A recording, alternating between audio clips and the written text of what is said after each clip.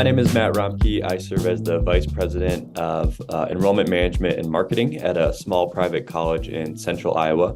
We focus on health science education, so all of our degrees and certificates up through master's level graduate education are focused on healthcare education and healthcare careers. And so really glad to be part of ASU's EDD program and look forward to sharing a little bit more about my experience. My research focus is around non-traditional learners, specifically adult learners, and finding alternative ways that we can deliver educational pathways. And so when you look at academia, particularly in post-secondary education throughout, its existence, there's been a lot of ebbs and flows in terms of generational gaps, in terms of birth rates, and how do we continue to sustain enrollment at our numerous institutions across the country and across the world, frankly. And so the way I believe we do that is not by saying, hey, we offer 4-year degrees in person and on campus. It's looking at alternative learning structures and saying, how do we meet learners where they're at, recognizing what they bring to the classroom, while also compensating for maybe skills or knowledge gaps that they have in their experience. And so my research focuses on what we call work-based learning, which is not registered apprenticeship, it's not formal apprenticeship. It's really embedding work experience with in classroom, or in our instance, online educational experience.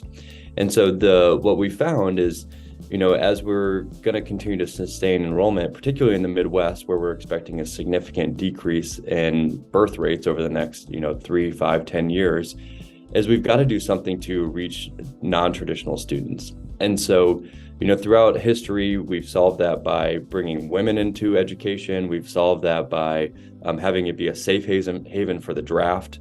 And now we've got to figure out, how do we solve this enrollment problem that's going to cause crisis for so many academic institutions across the country. And so I believe that's done through reaching out to minority groups. It's done by reaching out to adult learners. And what they want is not the traditional classroom experience. They can't afford it. They can't afford to take time off work. They can't afford to not earn an income and take care of their family. They have different life criteria that you or I may not have had when we went to college. And so we've got to develop learning pathways that are unique to them and that recognize the different aspects, strengths, and weaknesses that they bring into our classroom. And so that's what I'm researching is how do we demonstrate that those pathways meet the same efficacy and rigor as a traditional pathway, and in just a different format. When I think about my research, what is really important about it to me is that higher education is evolving, and there's a lot of for-profits that are getting into higher education, everything from Google, which are providing really technical skills, to even other employers that are, for-profit or nonprofit, that are saying we can solve our workforce shortage by giving people specifically what they need.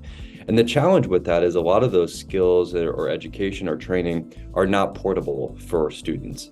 And so what I think we need to do within higher education is develop alternative and flexible pathways that allow for students to earn credentialing, earn skills necessary to get a high-paying job and earn a livable wage in a way that isn't your standard 2 or 4-year degree. And so what I think is really exciting about my research focus is that it's really focused on how do we do that. It's focused on looking at work-based learning, which is embedding learning with on-the-job experience. So it takes that kind of 4-year pathway with a 1 or 2-year learning curve at the back end and embeds it across a 4-year or 2-year degree. And so we're compensating for that skills and knowledge gap that employers are saying graduates are having when they leave education and then they go into the workforce, that they don't have quite the specific competencies or skills or knowledge necessary to be successful in the workplace. What my research has done is shown that we can deliver alternative learning pathways and that they can be done in a way that supports knowledge acquisition, and that actually by engaging, in my case, particularly adult learners, we've activated a population that wouldn't otherwise seek education, and we've given them the necessary skills to be successful in the workplace and to go and earn a high-paying job. And so when I think about my research, what I am just so passionate about and love about it is that I really think it is changing. It will change how we deliver education. And for my local context, which I mentioned is primarily focused around healthcare education, we have what I call the double-edged sword. So we've got institutional accreditation, and we also have programmatic accreditation. So nearly all of our academic programs have independent accreditation in addition to our institutional level accreditation. And then when you step outside of the academic sphere, you go into the healthcare sphere, which has a ton of regulations over it. And so if we can figure this out in a very difficult industry that's very heavily regulated, I think that the portability and the application of these theories and of this research to other fields just makes a lot of sense. So you see a lot of this work in more skills trade fields like automotive or plumbing or things like that, mechanical engineering, things like that. But it hasn't transferred into things like accounting. Why are we not giving more hands-on experience in accounting or marketing or any number of different careers that exist out there? So that's what I'm really passionate about when I look at my personal research. I will say that the research process and the doctoral process in general is full of peaks and valleys. You go through the process and there's moments where you're on a high where everything's going well, and then there's definitely moments where it seems like nothing's falling together. And so I have to admit that I've been very fortunate and very lucky to maintain the same job throughout the program, which a lot of my colleagues and classmates have changed their professional context. So I've been very lucky to maintain that throughout the pandemic as well. We started just prior to the pandemic starting. And so to continue that continuity in my research and in my focus has been really important. But, there's definitely been challenges in terms of anytime you try to get a committee together and get consensus around research questions or research methodology or theoretical frameworks, there is a positive discussion and debate about whether you've really brought all of these elements together. And, I think the hardest part about the dissertation process is it cascades on itself and you continue to build on it from semester one all the way until you defend your dissertation. And so you start something in semester one that you think is perfect, and little do you know that you don't know anything that you don't know until you get to later in the academic program. And so you're constantly evolving it, and you're constantly getting feedback and input into what's working or what's right and what's not right. And so it's a really iterative process, which is fun and challenging and also semi-frustrating because the finality of it is never really there. But I do have to say, just the support from my dissertation committee. One thing I love about ASU's program is the communities of practice, they call them, or their learning scholar communities, which are essentially mini groups of individuals that are all going through the same thing. They're your classmates, they're your peers, they become your friends. And those are the folks that understand your research, they understand your local context almost as well as you do. And so then you've got this community that can help you embrace those challenges and can keep you muscling through when things get hard, because there definitely are going to be peaks when you finish this semester and your coursework is done. And there's definitely going to be valleys where you've got the wrong research questions or you've got the wrong methodologies, and you've got to evaluate those things. And it's hard to not take those things personally and look at yourself critically and say, I can't do this, or I screwed this up. But know that everyone who's giving you advice and giving you feedback is there to make your dissertation the best thing possible, because it's going to be, the crowning jewel on many of our careers. And so I definitely have had ebbs and flows and have been lucky enough to maintain a lot of continuity across the program so far. But, the end is not here yet. So when I think about my research and my work professionally, what really excites me is that, I think we're making a difference. And when it comes down to it, I think when you think about the doctoral process and your dissertation, the hardest thing for me was coming to the fact that, while we're not going to maybe change the world in our dissertation and our research process, we can change various elements of specifically our local context. And so that's what really excites me, is I think it's making a difference, and the opportunity to not just study something, but to implement a change and then measure the effects of that change is something that really excites me, because I think that higher education in particular is evolving, and we've got to do something different versus what we've historically done. And so I think that that's what really excites me, is I believe we're changing the future of education. And I'm grateful for ASU for giving me a lot of the tools and the knowledge and the theoretical frameworks to ground my beliefs, not just in Matt's crazy beliefs, which sometimes they are, but it's really grounding it in other research that's been done, other theoretical frameworks that exist, so that we can really have some sound information to make a difference going forward.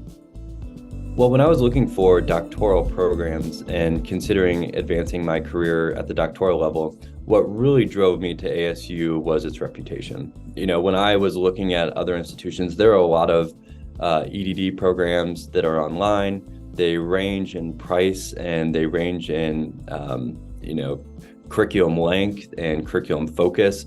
What really drove me to ASU, though, was the reputation of the Mary Lou Fulton Teachers College, and also just ASU in general. And so I really loved the name of the program, leadership and innovation. Those two words really stuck out to me, because that's what I believe my research focus is all about. It's about innovating around education, and it's about providing the leadership to get others on board to supporting that vision of where we're going.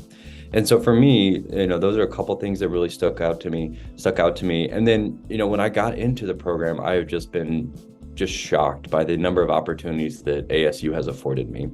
So I serve on the editorial team of Current Issues in Education, which is a student-led peer review journal. And I think one thing that's really stuck with me throughout the program is all about how do we demystify the dissertation process, right? It's kind of this big monster that no one knows what it is or how are you going to accomplish it. And that is what I just love about serving on Current Issues in Education too, is, one thing we touched about was what I hope to do with my research, and hopefully it becomes published as well. And understanding the peer review process from a student-led journal has just been such an incredible opportunity, because now I know that a lot of the writing I'm doing, a lot of the research I'm doing, and it can be for my dissertation or it can be something I've done for other courses, are pieces that can and should be published because they're quality works that people should read. And so I've actually had significant portions of chapters that I've written in my dissertation already published. And that was through the confidence that I learned as serving on the editorial team for Current Issues in Education. And so, those opportunities, the ability and the requirements to present at doctoral research conferences, the opportunities afforded to me to give poster presentations, even virtually. So I actually have received awards across ASU for my poster presentations on my research, which I think are things that a lot of my classmates haven't taken advantage of. And so when you look at ASU, the scope and the breadth and the depth of opportunities they have for you are just immense. And I've been just constantly shocked and grateful for the leadership of the MLFTC to give me opportunities to say, hey, why don't you check this out, or why don't you submit here? Because it's just incredible. And, I've sat on groups that have talked about international collaborative research projects with institutions across the world. And, those are opportunities that I don't think other smaller institutions would afford me. And so when I think about having selected ASU, it's a big market out there in terms of educational offerings, and it's confusing, but I am really, really glad where I landed, and I would not change anything about it. And so when I was asked to speak and share my experience, I was so delighted to do that, because I run around as the biggest advocate for ASU's EDD program, because I believe it is not just given me the technical skills, but it's also given me the practical skills to implement what I've learned, to share what I've learned. That can be, like I said, through poster presentations, through conferences, through even peer review submissions. So I'm so grateful to ASU, having worked with many of the academic leaders within MLFTC, from the dean all the way down to the associate dean and many faculty. I can't speak highly enough for their commitment to students. One thing I was weary of is it's a big institution, and how do they take care of their students? And And, I have never felt like I was an important part of the program at ASU. So very grateful and thankful to ASU for all the opportunities they've given me. When I think about my research, what I hope that it does is that it makes an impact. And, I think one thing that I struggled with, and I know many of my classmates struggled with throughout the program is realizing we're not going to change the world throughout our doctoral program, and trying to synthesize and boil down our research study to being something that's meaningful, but maybe not world changing, right? And so what I hope my research does is that it's the start of a long-standing focus for me in my professional career, looking at how do we support students who have otherwise not had an opportunity to get access to education. Adult learners, minority populations, they are the ones that need education, and they are the ones that have the hardest and most barriers to gaining access to education. And so I hope for myself that this research is a catalyst for propelling myself and this one study into a broad career that helps to identify how can we make education more accessible, because that's what the world needs, that's what our employers need, it's what our individuals deserve. And if we can help give people the tools they need to earn a higher wage, take care of their family, be good citizens and to themselves and to the country, then that's what we should be doing. And so I hope that through this doctoral process, I've gained a little credibility into what I've been singing around my campus for many years about how can we support these students in alternative ways, and that this can become a long-standing reputable study and career that looks at how do we support students in alternative ways. So at my institution, we've experienced multiple semesters of record enrollment dating back prior to the pandemic, so going back to 2019. And really, it's all about a mindset of making education accessible. And so, as I've shared, our educational offerings are around healthcare. And, there's no doubt that within healthcare, the pandemic has put some really sour taste in people's mouth. And so how do we innovate around healthcare education? And how do we think about delivering education to students who might otherwise not have access? And so with those visions and that thought in mind, we've been able to disrupt some of our educational offerings to shift how we do things from didactic classroom to online learning to in-person or virtual simulation. And so I'm really proud of the work we're doing at my institution in Central Iowa. And again, I'm just grateful for ASU affording me the opportunity to expand upon my professional learning so that we can continue to make a difference in our profession.